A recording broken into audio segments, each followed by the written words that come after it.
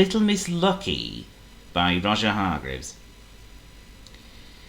Little Miss Lucky lived on top of a hill in Horseshoe Cottage. One evening, after supper, she went to bed with the book she'd brought that morning. She loved to read, and the best place she loved to read most was in bed. Do you like reading in bed? Lots of people do. It was a cold and windy winter's night outside, but little Miss Lucky snuggled down under the blankets and was as warm and cosy as could be. She opened the book and started to read the first page. But as she did so, there was a knock at the front door of Horseshoe Cottage. Oh, bother, she thought to herself. Who can that be at this time of night? There it was again. She put down her book and got out of bed and went downstairs to see who was there. Little Miss Lucky unlocked the door and opened it, but there was nobody there. She peered outside. Again, nobody. She went outside. Still nobody. Hello? Anyone there? And suddenly there was a huge gust of wind and the door banged behind her. She nearly jumped out of her skin. She tried to open the door, but it had locked itself and she couldn't open it. Oh dear, she gasped. What am I to do? I wonder why this story is called Little Miss Lucky. She ran round Horseshoe Cottage to see if she could get in through the back door, but as she did so there was an even bigger gust of wind.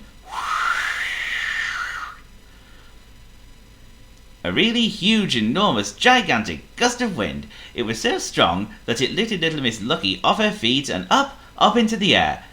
And up. Help! she cried. Somebody help! But her little voice was lost in the whistling of the wind. Higher and higher she was taken, up and up into the night. But then, just as suddenly as it had started, the wind had stopped. And there was little Miss Lucky high in the air. She started to fall, down and down. I wonder why this story is called Little Miss Lucky. Faster and faster she fell towards the ground. Oh! She landed in a haystack in the corner of a field.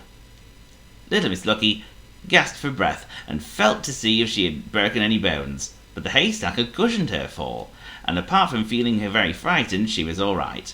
Oh, what luck, nothing broken.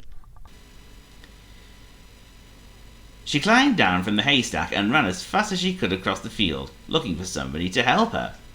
Looking for anybody to help her. It was very dark, and little Miss Lucky could scarcely see where she was going. There was a tree in the middle of the field, and little Miss Lucky tripped over one of its roots.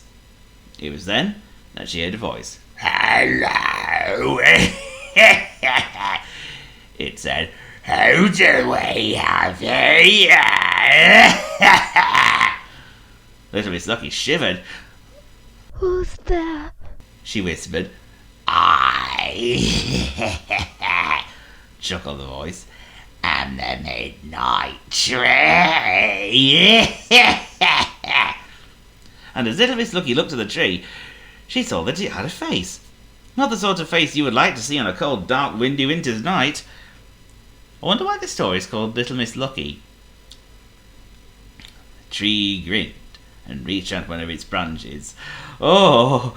Little Miss Lucky jumped to her feet and ran away as fast as her legs could carry her. As far away from that tree as possible. But as she ran, she heard a noise behind her. Thud, thud, thud. She looked over her shoulder and couldn't believe her eyes. Thud, thud, thud. The tree was chasing her. Oh!